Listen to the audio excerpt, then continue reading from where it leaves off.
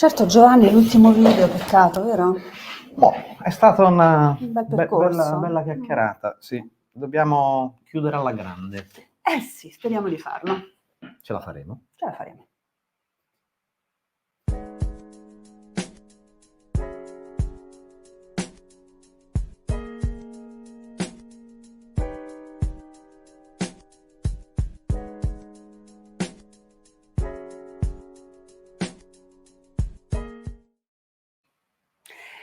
Buonasera o buongiorno, eccoci al nostro ultimo video di questo lungo percorso sull'innovazione per i librai. Io sono Ilaria Milana. Io sono Giovanni De Carli. Io sono una libraia imprenditrice formatrice. Io sono un innovation manager.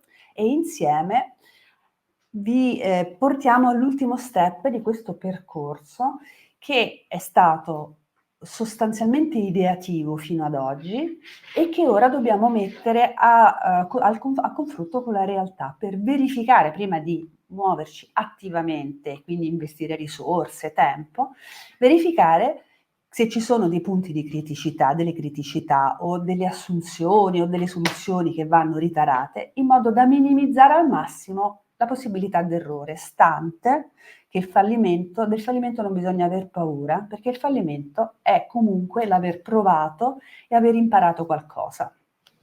Il concetto di validare per verificare se ciò che si è pensato è basato su, diciamo, solide fondamenta e ha dei razionali economici, organizzativi, operativi, è fondamentale.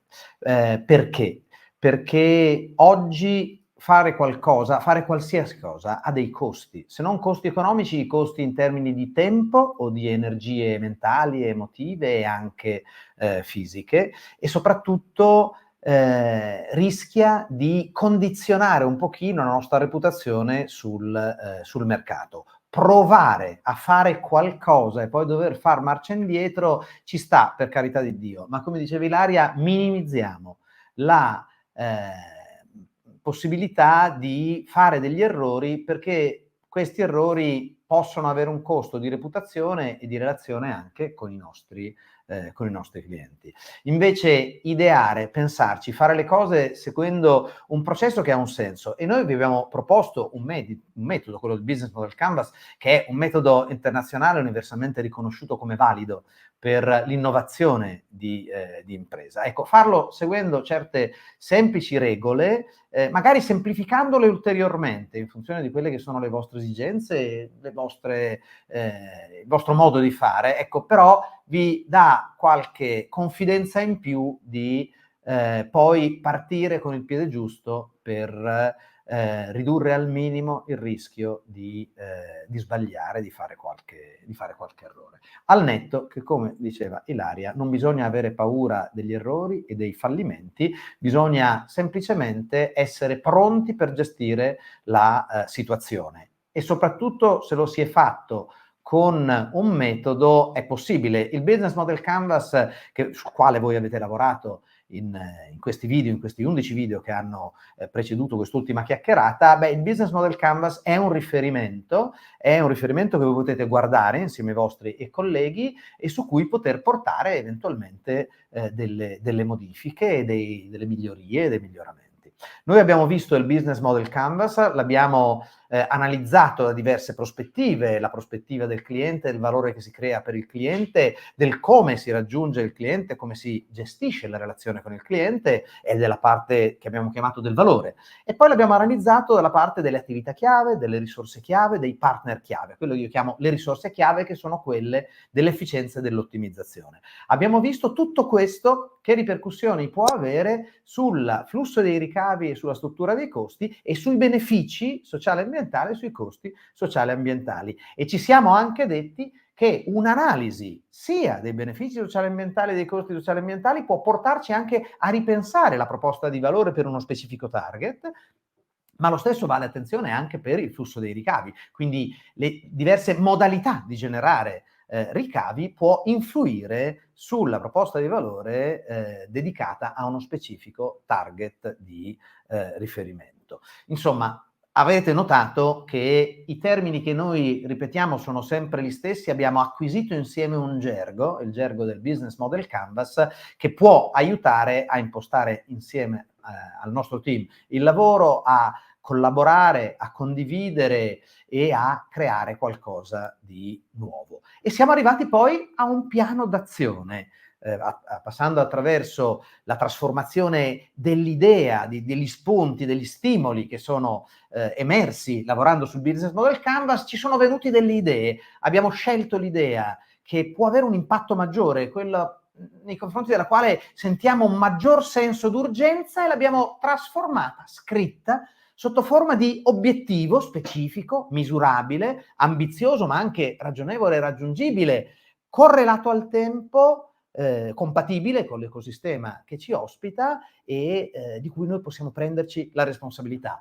Questo obiettivo poi l'abbiamo anch'esso riscritto sotto forma di risultato atteso. Quindi quello che sarà successo nel momento stesso in cui noi avremo raggiunto quell'obiettivo. E poi abbiamo identificato i risultati chiave, i passi intermedi, le cose da fare, andando ad attribuire le responsabilità, definendo il come vanno fatte, il quando vanno fatte e il perché vanno fatte. Abbiamo ottenuto il nostro bel piano d'azione, che funzionerà sicuramente. Sicuramente, perché l'abbiamo fatto bene, però... Sicuramente. Sicuramente. E sicuramente, ma sicuramente no, perché possono esserci alcuni aspetti che noi forse abbiamo trascurato. E allora bisogna verificare, avere uno schema di riferimento per mettere alla prova un po' tutte le varie attività immaginate, e poi un sistema di validazione che vedremo successivamente. Allora, quello che vi proponiamo è un metodo, anzi uno strumento estremamente potente che esiste da un sacco di tempo. Non mi ricordo la storia, ma stiamo parlando dei primi anni del Novecento, secondo me, quando è nato, ed è costituito a 4 quadranti. Vediamo l'immagine di questo schema in estrema sintesi, è di matrice anglosassone, quindi i termini poi li andremo a utilizzare anche tradotti. Sono questi 4 che sono il primo quadrante, strength, è quello dei punti di forza. Alla destra dei punti di forza ci sono i punti di debolezza. Ecco, quello che noi vediamo sulla parte alta sono i fattori interni alla nostra organizzazione. Quindi andremo a mettere post-it, andremo a compilare l'area dei punti di forza e dei punti di debolezza pensando a noi stessi, alla nostra organizzazione. Dopodiché ci sono, al piano di sotto, le opportunità e le minacce. E questi sono i fattori esterni. Quindi le opportunità che ci vengono dal contesto all'interno del quale noi operiamo e le minacce che ci vengono dal contesto all'interno del quale noi operiamo. Ecco, punti di forza, punti di debolezza, opportunità e minacce trasferiti dalla nostra testa, dai nostri timori e dalle nostre ambizioni su un pezzo di carta. E questo è molto facile, qua lo vedete rappresentato in modo grafico, ma potete semplicemente prendere un foglio e dividerlo in 4 quadranti e poi lavorare su punti di forza e punti di debolezza, facendo riferimento, lo ripeto perché questo è un aspetto molto importante, ai fattori interni, qualcosa che ci riguarda. Un punto di forza o un punto di debolezza può essere la nostra organizzazione, un punto di forza o un punto di debolezza può essere, che ne so, gli strumenti informatici che noi stiamo utilizzando, che fanno riferimento all'interno della nostra organizzazione. I fattori esterni sono ciò che dall'esterno può arrivare, quindi un imprevisto dal punto di vista, che so, normativo, dal punto di vista fiscale, di cambiamento di trend, di qualche meteorologico. cambiamento meteorologico, poi appunto Possono abbiamo essere visto tanti quanti i imprevisti fattori. negli ultimi anni Ecco, abbiamo dovuto affrontare.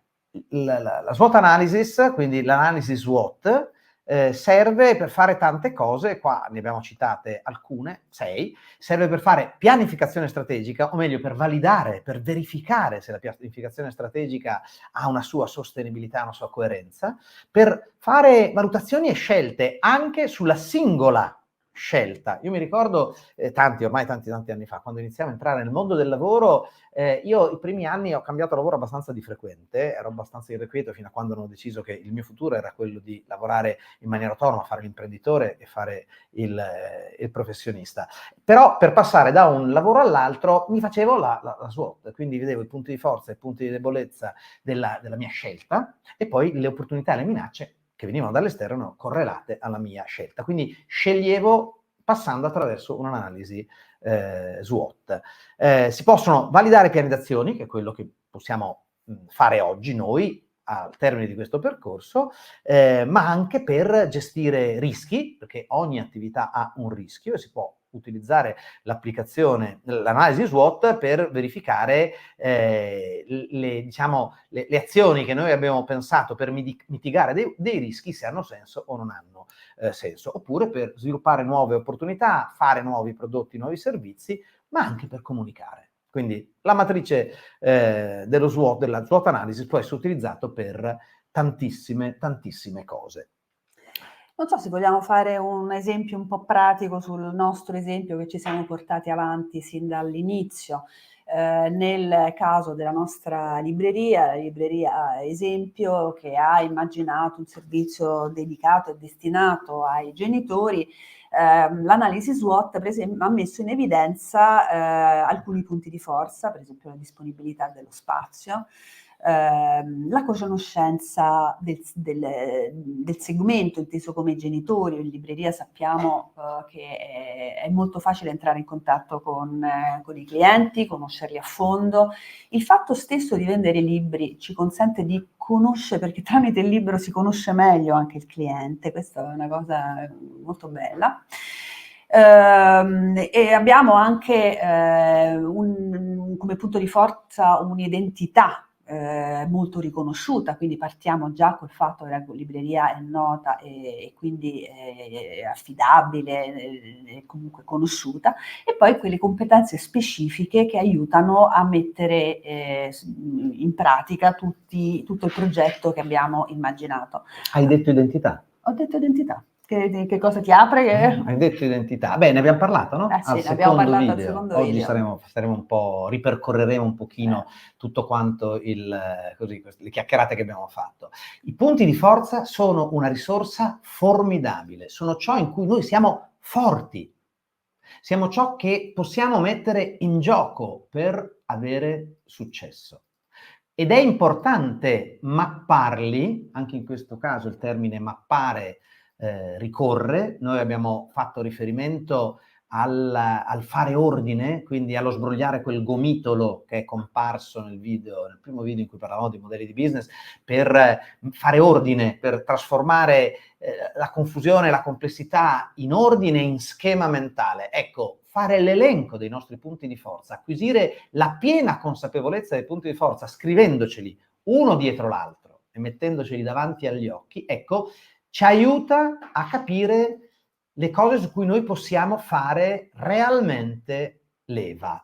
E se noi abbiamo dei problemi sull'andare a identificare i punti di forza, che dobbiamo porci la domanda: ma sto facendo la cosa giusta?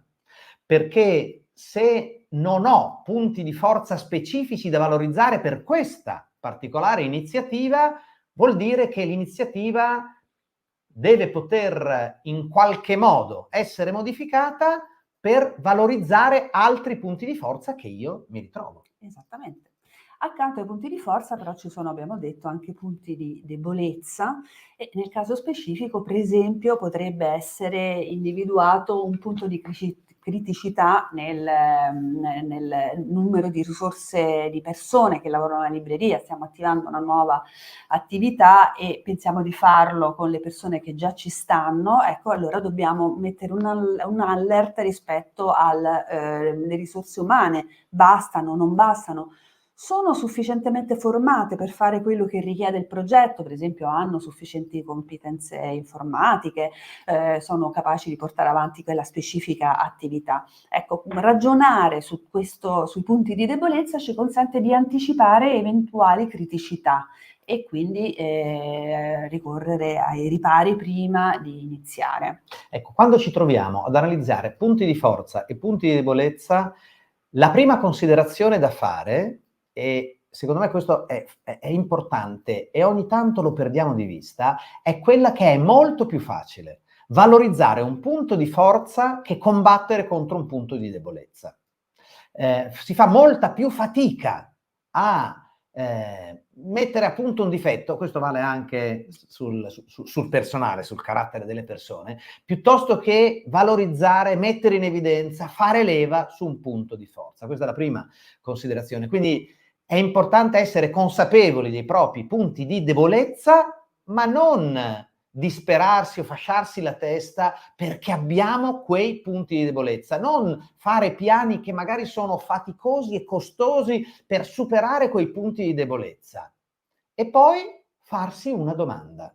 Allora, abbiamo chiaro lo scenario all'interno del quale noi ci stiamo muovendo. Stiamo parlando della messa a terra di un modello di business. Nel caso specifico stiamo parlando di un target, quello dei genitori e delle mamme, in un mercato particolare, dove noi vogliamo portare e erogare un certo valore, una certa proposta di valore, e a questo punto la domanda, la sfida, una domanda un po' provocatoria che dobbiamo farci è: abbiamo mappato 4-5 punti di debolezza. Perfetto.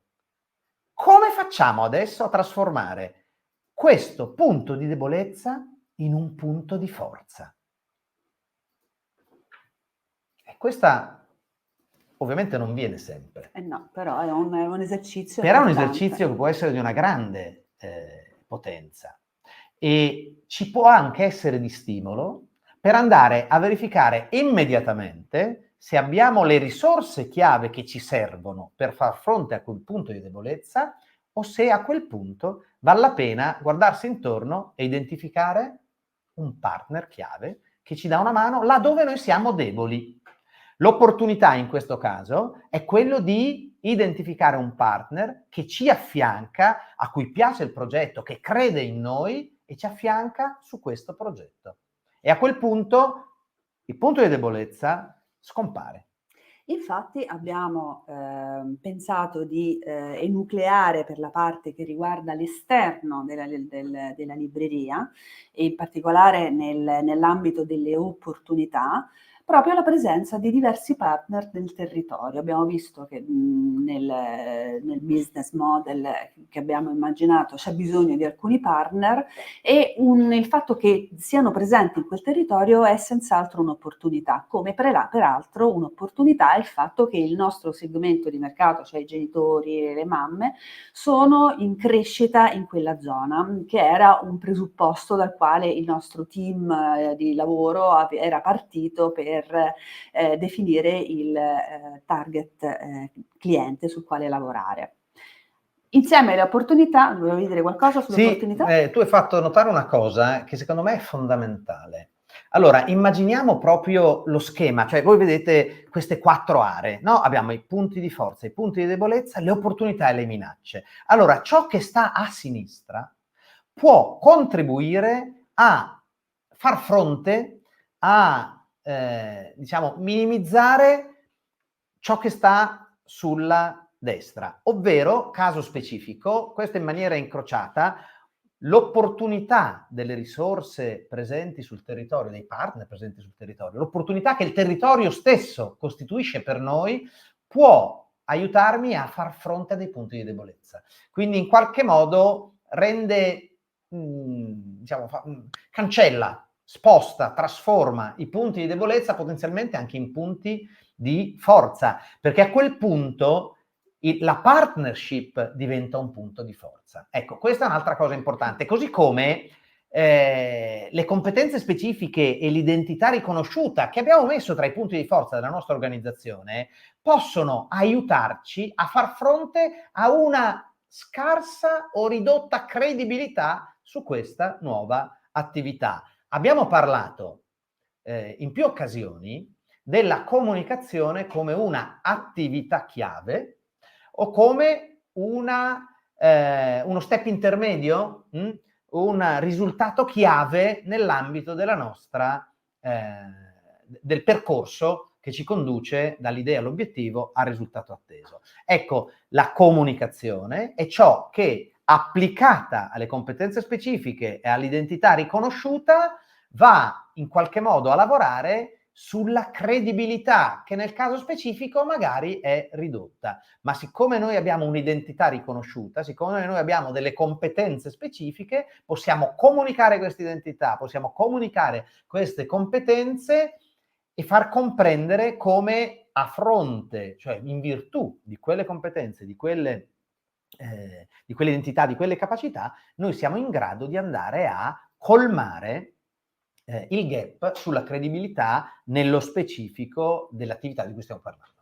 Questo a condizione che ci sia consapevolezza sia dei punti di forza che dei punti di debolezza che delle opportunità, perché tutto questo senza questa consapevolezza non è difficilmente realizzabile. E poi ci stanno le minacce. Le minacce è tutto quello che può avvenire al di fuori dell'organizzazione e che può cambiare le cose in modo da rendere appunto fallimentare il progetto stesso. Qui abbiamo immaginato per esempio che magari non sono stati considerati degli aspetti legati alla normativa, alla fiscalità, oppure alla possibilità che ci sia un altro concorrente, qualcuno nel territorio che faccia la stessa cosa. Allora noi stiamo andando a ripetere qualcosa che già qualcun altro fa.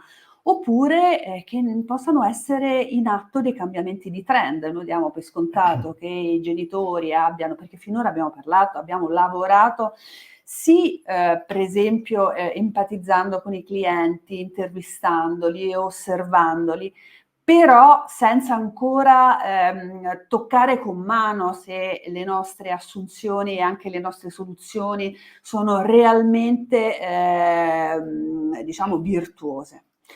E quindi provare ad avere come dire, lucidità rispetto alle minacce ci può aiutare a mettere a punto il progetto, eventualmente nella peggiore delle cose anche a cambiarlo. Io passerei, se tu hai qualcosa da dire sulle minacce. Non solo sulle minacce, sull'insieme. Tu hai parlato più volte di consapevolezza. Ecco, scrivere punti di forza, punti di debolezza, opportunità e minacce ci aiuta ad acquisire consapevolezza e concentrarci sulle minacce guardando, mettendoci davanti agli occhi sia il business model canvas sia il nostro piano d'azione. Noi abbiamo visto che il business model canvas alla fine è un foglio grande, ma è un foglio, ce lo mettiamo davanti. Abbiamo visto come il piano d'azione può essere un foglio e ci mettiamo davanti anche quello. Avendo davanti agli occhi anche quelle che sono le minacce, dal punto di vista normativo, l'eventuale concorrenza, i nuovi trend, possiamo capire dove dobbiamo intervenire. Quindi andare ad analizzare la SWOT analysis ci fa capire quali sono le decisioni che dobbiamo prendere, quali sono le scelte che dobbiamo fare per superare o mettere in sicurezza il nostro modello di business e il nostro piano d'azione in riferimento alle minacce. Questa è una cosa fondamentale ed è un aiuto enorme che questo strumento ci può dare. Ottimo. Allora, io cambierei grafica per approfondire un pochino di più quello che è stato già accennato prima. Nel lavoro fatto con il cliente target, noi abbiamo fatto tutta una serie di assunzioni, nello specifico, per esempio, che le mamme abbiano alcuni mal di pancia, cioè quello di dover reperire regali per le feste dei bambini piuttosto frequentemente e anche velocemente, alcuni sogni, quelli cioè di essere dei bravi genitori ed avere quindi la possibilità, qualcuno e qualcosa che li aiuti a essere e a sentirsi dei bravi genitori, questo quindi libri, workshop, eccetera. E anche dei bisogni, per esempio quello di avere del tempo per sé, le mamme, per avere del tempo per loro, dove discutere per esempio dei problemi di educazione. Allora abbiamo immaginato dei workshop, eccetera, eccetera, eccetera. Però queste sono assunzioni. Un passaggio importante prima di arrivare al piano d'azione e alla realizzazione del progetto è quello di verificarle queste assunzioni, Per cui mentre nel momento della profilazione del cliente abbiamo lavorato in modo non quantitativo, per cui con delle interviste, in modo empatico, a questo punto potrebbe essere una buona idea quella di validare alcune assunzioni. Per esempio fare una piccola indagine di mercato, o meglio un piccolo questionario da sottoporre alle mamme per vedere effettivamente quante sentono di avere i problemi che noi presupponiamo loro abbiano, oppure verificare questa assunzione che noi abbiamo, che stanno aumentando il numero delle mamme che frequentano il quartiere perché è stata costruita una nuova scuola, e magari andando così magari a chiedere o guardando sul sito del comune, insomma adesso ci possono essere diversi modi per verificare questa assunzione. Dopodiché devono essere validate anche le soluzioni, cioè rispetto a queste assunzioni noi abbiamo immaginato delle soluzioni, che è il progetto SOS Mamme, che se adesso state vedendo questo video per la prima volta troverete in tutti i video precedenti. E allora ci sono delle tecniche anche per validare, prima di metterla a terra, le soluzioni. Uno dei modi più semplici è quello di chiedere. Anche qui un questionario potrebbe essere un'idea, non è affidabilissimo perché si sa che sui questionari le persone non sempre scrivono quello che poi sono veramente disponibili a fare, ma non per cattiveria, a volte proprio perché poi tra il dire e il fare, come si dice, c'è di mezzo il mare. E allora si possono fare delle sorte di prototipi, che non sono i prototipi, sono per esempio delle landing page dove viene anticipato il progetto e viene chiesto di linkare una mail, un link per avere maggiori informazioni, e lì magari studiarsi qualche metrica, vedere quante persone sono andate sulla landing page, quante persone hanno cliccato, o banalmente mettere una locandina con il progetto e magari segnarsi quante mamme chiedono i maggiori informazioni rispetto alla proposta di valore che abbiamo immaginato per loro. Nella proposta di valore abbiamo un settore, possiamo anche far abbozzarne un primo prototipo, cioè qualcosa che ancora non è completamente affinato, sul quale quindi non abbiamo investito enormi risorse, però cominciare a capire se effettivamente dà dei risultati di vendita o di attenzione, a seconda di quello che ci interessa di più, per continuare a investire su quel progetto. Direi che ci siamo quasi alla fine. Siamo quasi alla fine. La cosa importante è che noi a questo punto, dopo 12 video, abbiamo il foglio, il tazebao, la tovaglietta, chiamiamolo come vogliamo, del nostro business model canvas. L'abbiamo anche rivisto, l'abbiamo affinato, ci abbiamo lavorato e abbiamo identificato quelle che sono le urgenze, le sfide che vogliamo cogliere per cambiare qualcosa, introdurre innovazione, e poi abbiamo formulato gli obiettivi, i risultati attesi e un piano d'azione. Quindi abbiamo da una parte il business model canvas, dall'altra parte il nostro piano d'azione, e abbiamo anche un terzo foglio che è quello dell'analisi SWOT che abbiamo visto poco fa. Ecco, dopodiché ci mettiamo con questi bei 3 fogli davanti e dobbiamo identificare foglio per foglio quali sono le assunzioni che abbiamo fatto. Cioè, in ogni schema, lo schema del business model canvas, lo schema del piano d'azione, lo schema dell'analisi SWOT, e capire quali sono le assunzioni. Abbiamo assunto da una parte che per un certo target una particolare cosa era importante, abbiamo assunto nel nostro piano d'azione che c'era un nostro collega del team, tu avevi identificato Anna, che poteva fare qualcosa perché aveva le competenze per fare qualcosa, e nella SWOT analysis abbiamo assunto che certe cose fossero delle minacce e certe altre delle opportunità. Ecco, con tutto davanti, il momento della verità è: dobbiamo capire se quelle che sono delle nostre assunzioni sono cose reali, e quindi con indagini, con scoperte, con ricerche dobbiamo capire se sono vere. Dopodiché in ognuno di questi fogli ci sono delle soluzioni ipotizzate e dobbiamo quindi lavorare sul capire se sono realmente valide, se possono funzionare. Sì.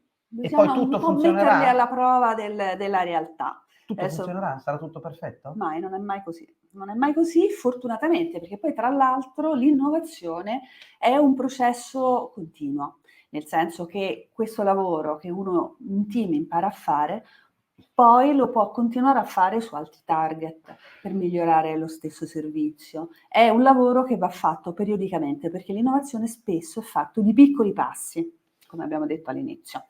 Bene, che dire? Che tristezza. Giovanni, Ilaria, una domanda. Ma questi video come vanno utilizzati davvero?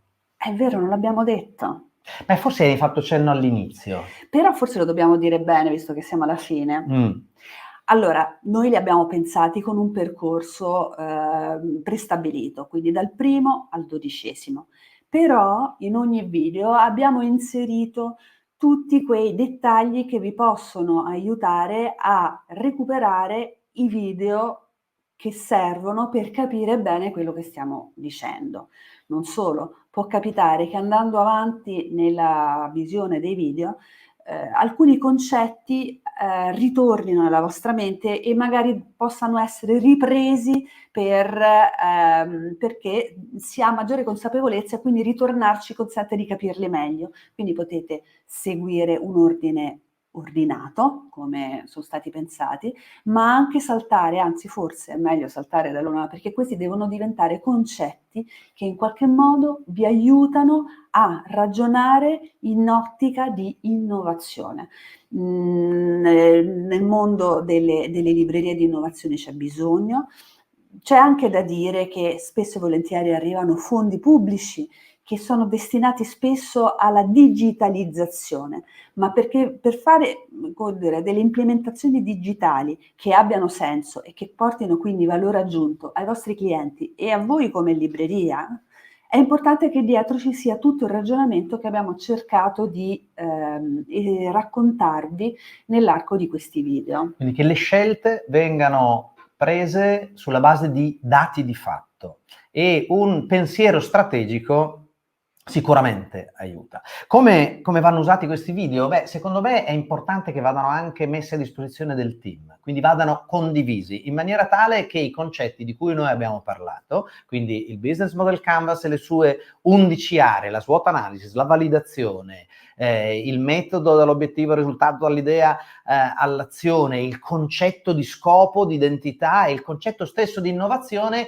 diventino un patrimonio comune del vostro team e della vostra libreria. Quindi guardateli, tornate indietro, rivedete ciò che manca, andate avanti veloce, tornate indietro, diciamo, ricavatevi il tempo anche per fare le esercitazioni che vi abbiamo proposto, quindi allenatevi, fatelo insieme al vostro team. Tutto questo fatelo insieme al vostro team. Li abbiamo scelti corti, anche se adesso siamo andati abbondantemente oltre il tempo a nostra disposizione, proprio per mettervi a disposizione di avere degli slot rapidi per acquisire dei concetti. E quindi ci vediamo al video numero 1. Ricominciamo. Ciao!